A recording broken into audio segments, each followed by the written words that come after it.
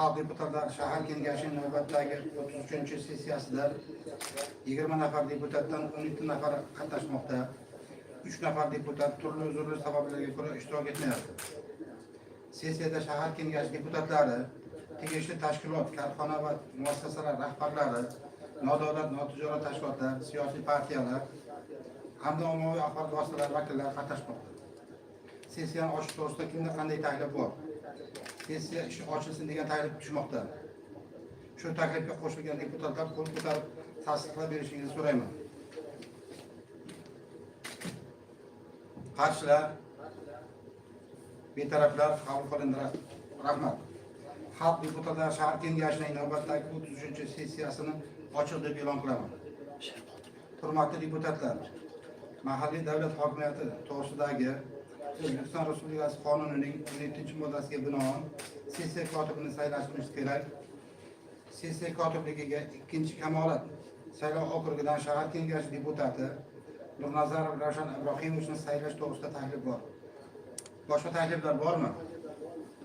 Bo'lmasa sessiya kotibi etib deputat Nurnazarov Ravshan Ibrohimovni saylansin degandek deputatlar qo'l ko'tarib tasdiqlab berishlarini so'rayman. Qarshilar,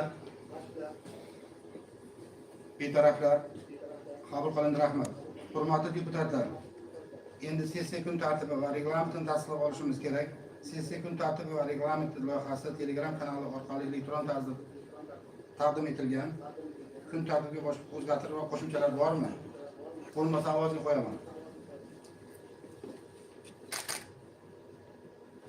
Qarshilar, betaraflar qabul qilindi. Rahmat. Hurmatli deputatlar, sessiya kun tartibidagi birinchi masala shahardagi yoshlarning yozgi ta'til davrini mazmunli, samarali va xavfsiz tashkil etishga qaratilgan dolzarb 90 kun chora-tadbirlar dasturi to'g'risida shahar hokimi o'rinbosari, oila va xotin-qizlar bo'lim boshlig'i Tursun Nurayla Zaynunovaning hisobotini eshitamiz. Marhamat.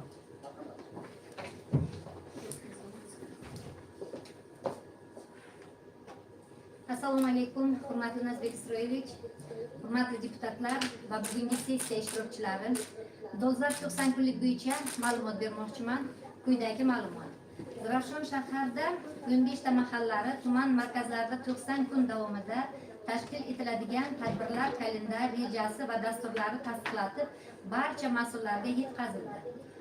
Tadbirlarning 13 tasi maktablarda, 2 tasi axborot kutubxona markazida, 1 tasi mahalla guzarlarida, 4 tasi madaniyat va sport muassasalarida hamda 2 tasi boshqa obyektlarda o'tkaziladi. Zarafshon shahar maktab va maktabgacha ta'lim bo'limiga qarashli 14 umumta'lim maktabida 19235 nafar o'quvchi tahsil oladi. Birinchi iyun kuni barcha umumta'lim maktablarida yoshlar uchun yozgi ta'tilni mazmunli va samarali tashkil etish maqsadida ularni kasb-hunarga o'rgatish, tadbirkorlikka jalb qilish, iste'dodlarni ro'yobga chiqarish, intellektual va jismoniy salohiyatini rivojlantirishga dolzarb 90 kunlik tadbirlari ochilishi bo'lib o'tdi. Zarafshon shahar maktabgacha va maktab bo'limi tasavvuridagi umumta'lim maktablarida 5 ta yo'nalishida 30 turdagi to'garaklar faoliyati yo'lga qo'yilgan bo'lib, shundan sport yo'nalishida futbol, voleybol, shaxmat, shashka, stol tennisi, IT yo'nalishida kibersport, kompyuter savodxonligi, sun'iy intellekt, robotexnika, madaniyat va san'at yo'nalishlarida iqtidor maktab ansambli, Turon maktab teatri, jadidlar izidan zakovat, mushoira, tasviriy san'at, raqs, xor to'garagi, qo'g'irchoq teatri bo'lib o'tadi. Kutubxonlik yo'nalishida yosh kitobxonlar, kitobxon Bolajon, fan yo'nalishida ingliz tili, matematika, mental arifmetika, fizika, kimyo, biologiya, ona tili, o'qish savodxonligi, husni xat, tarix to'garaklari yo'lga qo'yilib, joriy yilning 1-iyun kunidan boshlab umumta'lim maktablarida hamda kelajak markazlarida 185 ta ma'naviy ma'rifiy, tashkiliy va sport tadbirlarini o'tkazib, 6367 nafar o'quvchi yoshlar jalb qilinib, o'quvchilarning bo'sh vaqtlari mazmunli tashkil etiladi.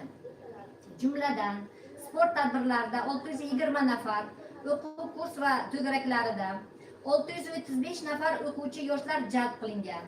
Kunduzgi oromgohlarida jalb qilingan yoshlarimiz 840 nafarni tashkil etadi. Kelajak maktablari to'garaklariga jalb qilingan bolalar 2200 nafar, Barkamol avlod va kitobxonlik festivallari, Turon maktab teatri va Iqtidor maktab ansambl jamoalarining konsertlariga 852 nafar o'quvchi yoshlar jalb qilinib, o'quvchilarning bo'sh vaqtlari mazmunli tashkil etiladi. Bundan tashqari, Zakovat intellektual o'yinlari barcha umumta'lim maktablarida 28 ta o'tkazilgan bo'lib, jami 1220 nafar o'quvchilar qamrab olindi. Dolzarb 90 kun tadbirlari doirasida kelajak markazlari 14 ta maktabda biriktirilgan bo'lib, 140 nafar o'quvchi, shundan 8-sinf 80 nafar, 9-sinf 30 nafar, 10-sinf 20 nafar, 11-sinf 10 nafar o'quvchilar to'garaklarga jalb qilingan. Olis hududda 5-chi, 6-chi, 7-chi umumta'lim maktablarida rassomchilik, to'qish, bichish, tikish to'garaklariga 21 nafar o'quvchilar jalb etildi. Dolzarb 90 kun tadbirlari doirasida kelajak markazlariga biriktirilgan maktablarda 38 nafar o'quvchilar kasb o'rganishga jalb etildi. 8 ta umumta'lim maktablarida 1-chi, 2-chi, 3-chi, 4-chi, 9-chi, 13-chi va 14-chi maktablarda sog'lomlashtirish maydonlarida tashkil etildi. 380 nafar o'quvchi sog'lomlashtirish maydonchalarida har xil psixologik treninglar, raqs, shaxmat, shashka, sport, IT hamda 5 tashabbus to'garaklariga jalb etiladi. Bundan tashqari barcha umumta'lim maktablarida Onam, otam va men sport musobaqalari tashkil etilib, 32 nafar oilalar sport musobaqalarida ishtirok etib kelmoqda.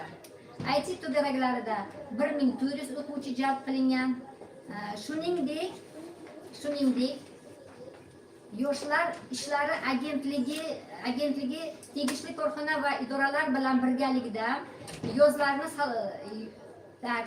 salomatligiga qaragan holda ro'yobga chiqarish maqsadiga quyidagi tadbirlarni yanada qo'shimcha tatbiq etdi.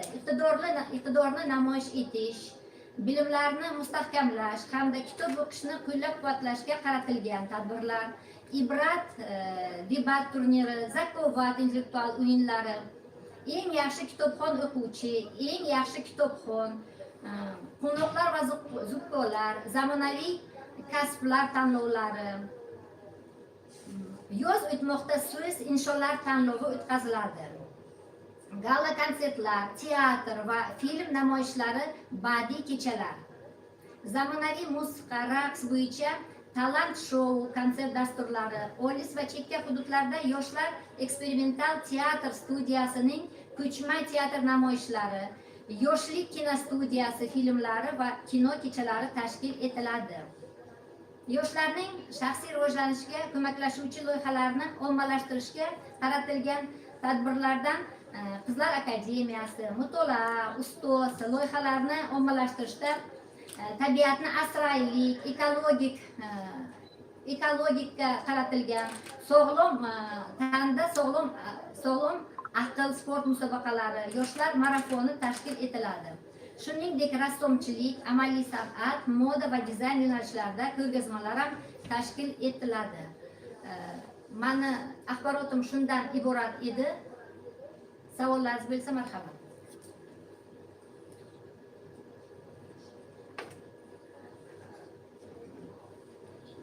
Rahmat. Ma'ruza yuzasidan savollar bormi? Bo'lmasa ushbu masala yuzasidan muzokara uchun xalq deputatlari Zarafshon shahar kengashining ijtimoiy soha, yoshlar siyosati, madaniyat va sport masalalari bo'yicha doimiy komissiya a'zosi Tavbayeva Maftuna Egamberdiyevnaning xulosasini eshitamiz. Marhamat.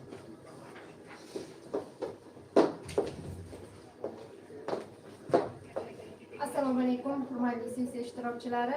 Shahardagi yoshlarning yozgi ta'tilini mazmunli tashkil etishga qaratilgan dolzarb 90 kun chora-tadbirlari doirasidagi masala.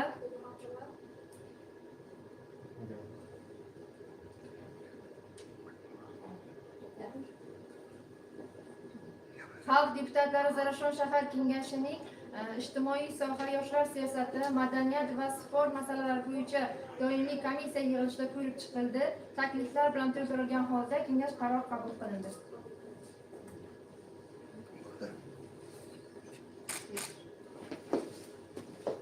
Rahmat. Kun tartibidagi masala yuzasidan boshqa so'zga chiquvchilar bormi? Bo'lmasa sizlarga ushbu masala yuzasidan Telegram kanali orqali elektron tarzda qaror loyihasi taqdim etilgan. Qaror loyihasini asos sifatida bildirilgan taklif va mulohazalar bilan to'ldirilgan holda qabul qilish uchun ovozga qo'yaman. Qarshilar, betaraflar qabul qilindi. Rahmat. Sessiya kun tartibidagi ikkinchi masala infratuzilma va ijtimoiy barqarorlik jamg'armasidan mablag' ajratish to'g'risida iqtisodiyot va moliya bo'lim bosh mutaxassisi Xudoyqulov Avror Komilovichning hisobotini eshitamiz. Marhamat.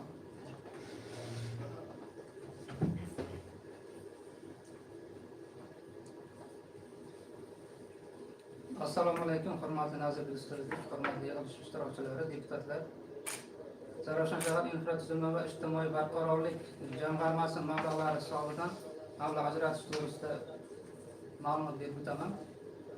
O'zbekiston Respublikasi Prezidentining aholini ijtimoiy himoya qilish tizimini moliyalashtirish tartibi tamoyillarini takomillashtirish to'g'risidagi 2025-yil 30-yanvardagi TF 17-sonli farmoniga asosan infratuzilma va ijtimoiy barqarorlik jamg'armasi hisobidan aholini hayot kechirishiga salbiy ta'sir ko'rsatayotgan ijtimoiy, iqtisodiy, tashkiliy, amaliy va infratuzilmaviy muammolarni bartaraf etishga qaratilgan chora-tadbirlar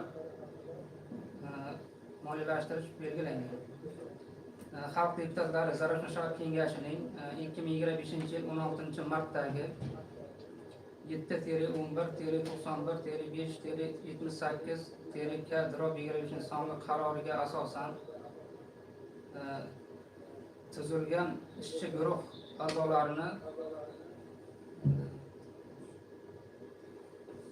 a'zolari tomonidan taqdim etilgan da'vatnomaga asosan Alisher Navoiyev mahalla fuqarolar yig'ini hududida joylashgan Zarafshon ko'chasidagi piyodalar yo'laklarini qayta rekonstruksiya hamda ta'mirtalab holda ekanligi qayd etilgan.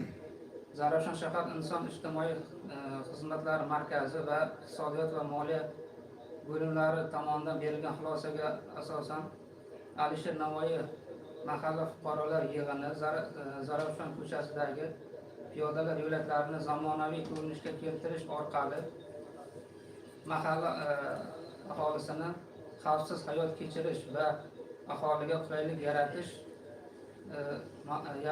yaratilishi ma'lum qilingan. Yuqoridagilardan kelib chiqib, infratuzilma va ijtimoiy barqarorlik jamg'armasi hisobidan Zarafshon shahar Alisher Navoiy mahalla fuqarolar yig'ini hududida joylashgan Zarafshon ko'chasidagi piyodalar yo'lakchasini zamonaviy qilib ta'mirlash uchun bruschatka va qurilish mollari sotib olish hamda bruschatkani terish xarajatlari uchun 50 million so'm mablag' ajratish taklif etilmoqda. Ma'ruzam shundan iborat. E'tiboringiz uchun rahmat.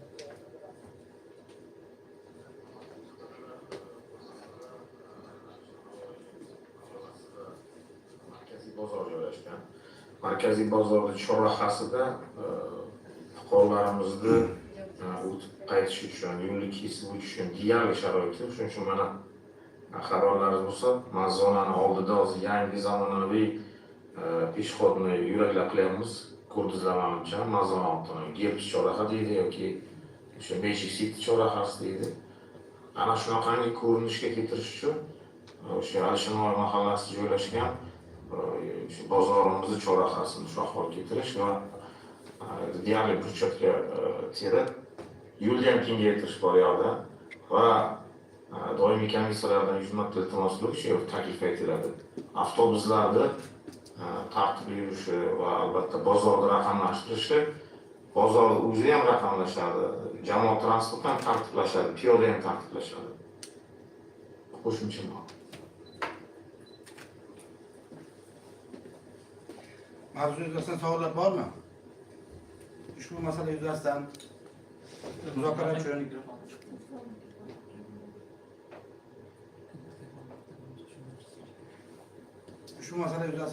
uchun so'z Zarafshon shahar kengashining mahalliy byudjet va tadbirkorlikni rivojlantirish va iqtisodiy islohotlar masalalari bo'yicha doimiy komissiya a'zosi Farmonov G'olibjon Ramazonovning xulosasi. Manga eshitilmayapti. Manga eshitilmayapti.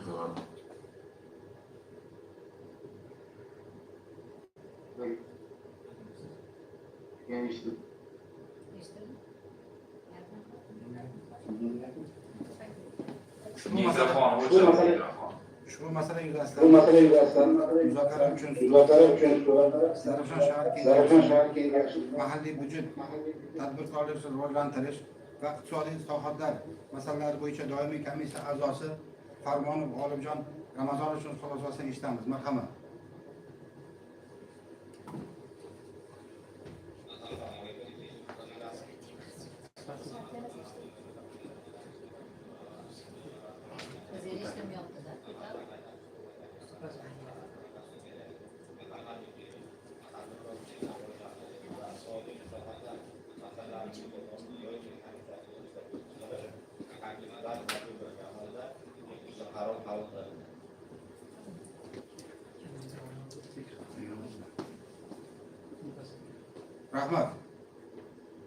Rahmat. Kun tartibidagi masalalar yuzasidan boshqa so'zga chiquvchilar bormi? Bo'lmasa, sizlarga ushbu masala yuzasidan Telegram kanali orqali elektron tarzda qaror loyihasi taqdim etilgan. Qaror loyihasi asos sifatida bildirilgan taklif va mulohazalar bilan to'ldirilgan holda ushbu holda qabul qilish uchun ovozga qo'yaman.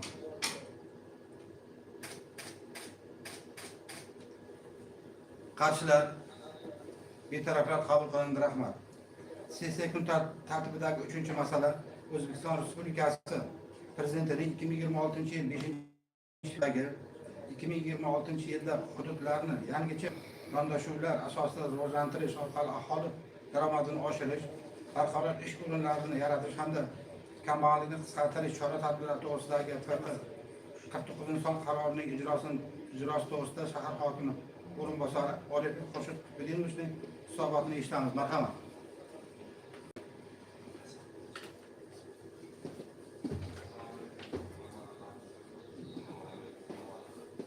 Deputatlar hamda sessiya ishtirokchilari, bugungi mana shu dolzarb masalalardan bo'lib kelayotgan shahrimizda o'sha bog'lari hamda ichki yo'llarida ta'mirlash ishlari olib borish jarayoni nimasida turibmiz, yoqasida turibmiz. Shuning uchun hozir qisqagina qilib tushuntirib ketaman.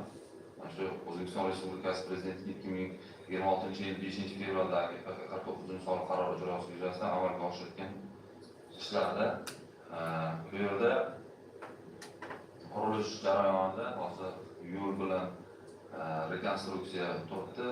Buni albatta bizada to'g'ridan to'g'ri quruvchiga berish imkoniyati bo'lmaganligi sababli bu yagona buyurtmachi hamda mintaqaviy yo'llar tashkilotlariga, shu viloyatdagi nimalarga sessiyada yo'l berib taklif qilamiz. Bunda bizada hozir Zarafshon shahri Olmazor tuman vazifasi asosida geologik mahalla fuqarolar yig'inida Agama bog'ini ta'mirlash va rekonstruksiya qilish xarajatlari 637 million so'm hisoblanib, respublikadan hamda mahalliy byudjetdan o'tkazib berilgan daromadlardan kelib tushgan pullardan mana shuni rekonstruksiya qilinadi. Bu bog'ni hamma biladi. Bu Maqsad nuqtasi bilan o'sha kassamiz to'g'risidagi bog', yerda o'zi aslida bog' bor, lekin uni sug'orish inshootlari, yo'laklari bugungi kunda ancha eskirib qolgan hamda talabga javob bermaydi. Bu yerda necha yildan beri o'zlaringiz ham ishtirok etgansizlar, daraxt ekamiz. Shu daraxtlarga suvni o'z vaqtida yetkazib berish imkoniyati bo'lmaganligi sababli ko'p daraxtlarimiz quriyapti. Hamda o'sha atrofda aholini hozirda maqsad qilingan har joyda shaharda bog'larni tashkil qilyapmiz. Bu shu odamlarni bitta joyda emas, o'ziga yaqinroq hududlarda o'sha sog'lom turmush tarzini o'sha ovqatdan keyin kechki sayrda o'sha yerda aylanib yurish uchun, toza havodan nafas olish uchun u yerda yo'laklar qilinadi, skameykalar qilinadi, yotish chiroqlari qo'yiladi. Hamda xavfsizlikni ta'minlash uchun hududda ayrim serqatnov joylarida o'sha zamonaviy to'siqlar qo'yiladi. Ikkinchi loyihamiz bu Zarafshon shaharida 60 yillik bog'i, buni hamma biladi. Bu yerda ham obodonlashtirish xarajatlariga 500 million so'm ajratilyapti. Bu bog' yangi tashkil etilgan bog' darsi hammalaringizga sir emas. Bu yerda o'sha hozir ko'kalamzorlashtirish, yana qo'shimcha yo'laklar va boshqa maqsadlarda juda bir katta loyihamiz bu.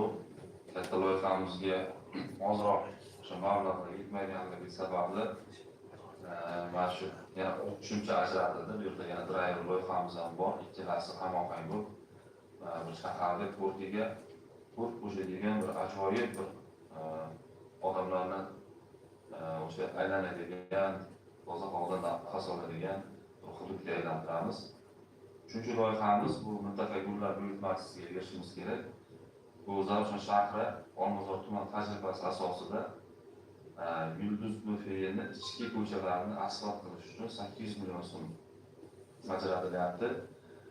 Bu ko'cha ham o'sha yerda tadbirkorlikni rivojlantirilayotgan hududda amalga oshiriladi hamda o'sha yerdagi fuqarolarni yo'lini yoritish chiroqlari bilan qilib beramiz.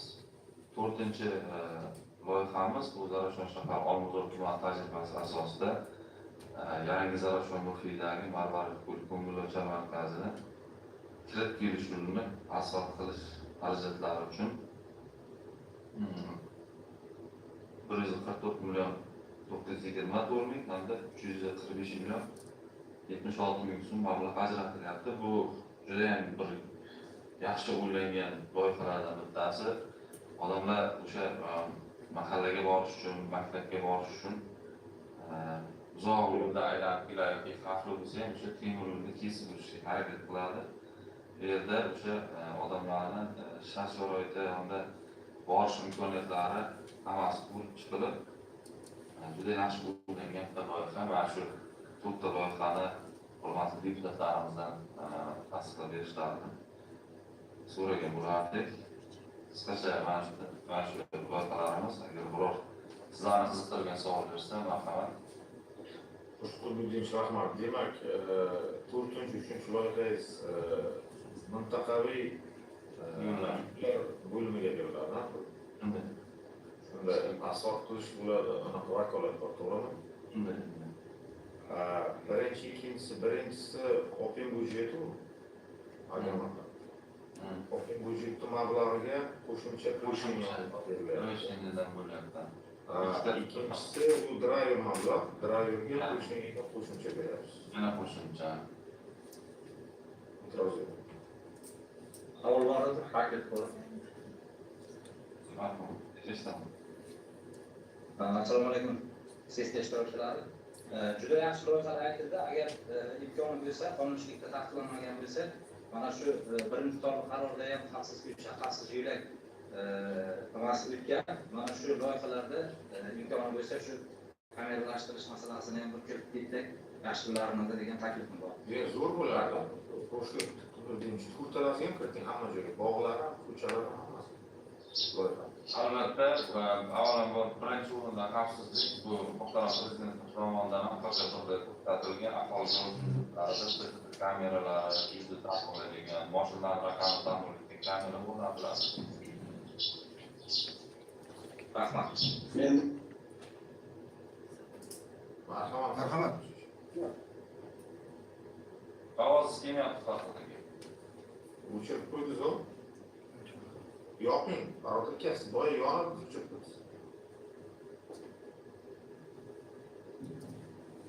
Yoqing.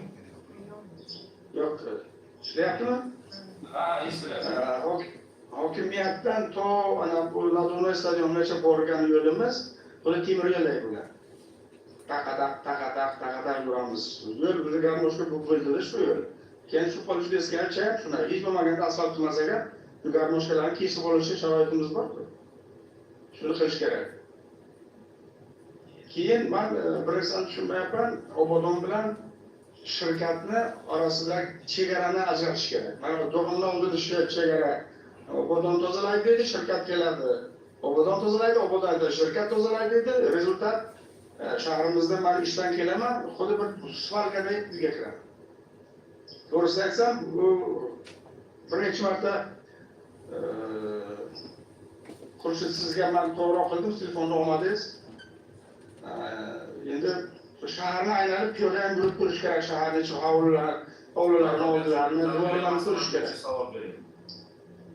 Bu tariga Masalan bo'yicha ana shu yo'llar markazda Farhod aka, masalan, Farhod yaxshi sizga qo'shib boradi, o'sha saylangan okrugimizni o'sha shahar bo'yicha aylanib chiqasizlar. Mamlakatga saylangan boshqa joylarni ko'rish kerak-da. Endi men o'li kechimga ham turaman, men uni ko'rmay o'tib ketolmayapman-da. Xuddi shunday. Ayni tushundim. Butun shahar bo'yicha mas'ul. Butun shahar bo'yicha aylanasizlar. Hozir ko'tarilayotgan mablag' ajratuvchi masala savol. Chunki Yo'llar shu yo'l bo'yicha bo'lmasa shu yo'lni ko'rib chiqish kerak. Yo'llar ko'rib chiqyapmiz. Hozir 4,5 milliard pul ajratiladi. O'shani kutyapmiz. Hozir bungacha ham biz loyihani ustida ishlab o'sha asfalt zavodi bilan gaplashmoqchimiz. Chunki Nazir Yusufovich kecha men Nurota bilan ham gaplashdim. Ular hali pul olmagan bo'lsa ham shunaqa ishlarni boshlandi. Chunki biz yozda issiqda asfalt qilmasak, qishga borib qilgan asfaltimiz o'parilib, sifatsiz holatga kelib qolyapti. Shunga bir taklif bilan kiraman, nima qilib o'sha ular bilan o'rganib, ishni tezlashtirib, nasib bo'lsa hamma shahar qarab tushib, hamma joyni yaxshilab asfalt qilish niyatimiz bor, reja qilganmiz.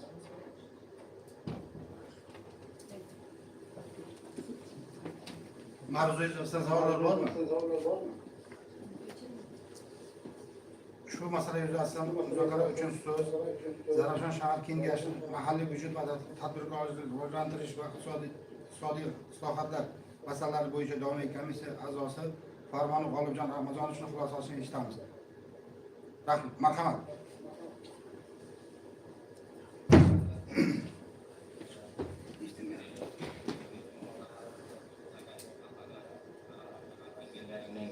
Mahalliy byudjet tadbirkorlikni rivojlantirish va iqtisodiy islohotlar masalalari bo'yicha doimiy komissiyasi yig'ilishida ko'rib chiqilib, takliflar bilan bildirgan holda tegishli qaror qabul qilindi. Rahmat.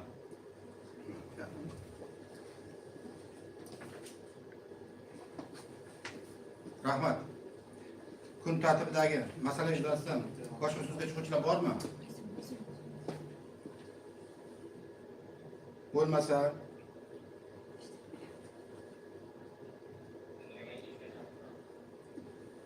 kun tartibidagi masala yuzasidan boshqa so'zga chiquvchilar bormi?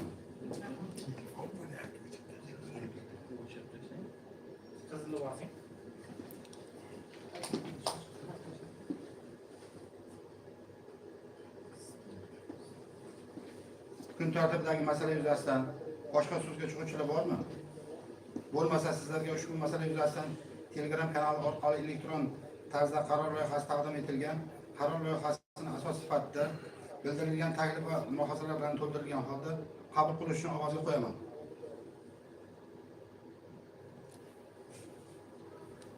Qarshilar, betaraflar qabul qilindi. Rahmat. Xalq deputatlari shahar kengashi sessiyasi kun tartibiga kiritilgan masalalar muhokama etib bo'lindi. Endi sessiya yakuni bo'yicha sessiya kotibi deputat Nurnazarov Ravshan Ibrohimovning axborotini tinglaymiz. Marhamat.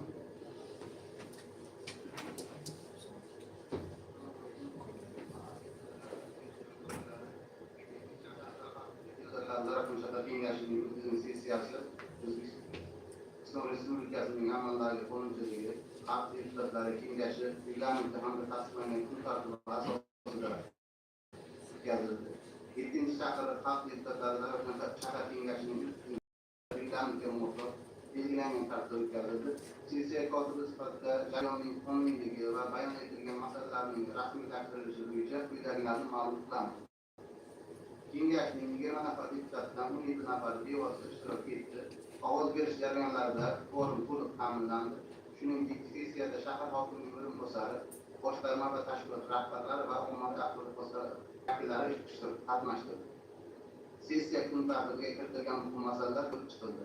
Xususan, shahardagi yoshlarning yozgi ta'til davrini mazmunli, samarali va xavfsiz tashkil etishga qaratilgan dolzarb 90 kun chora-tadbirlar dasturi to'g'risida shahar hokimining o'rinbosari, oila va xotin-qizlar bo'limi boshlig'i va Tursunova Laylo Zayninaning hisoboti, infratuzilma va ijtimoiy barqarorlik jamg'armasi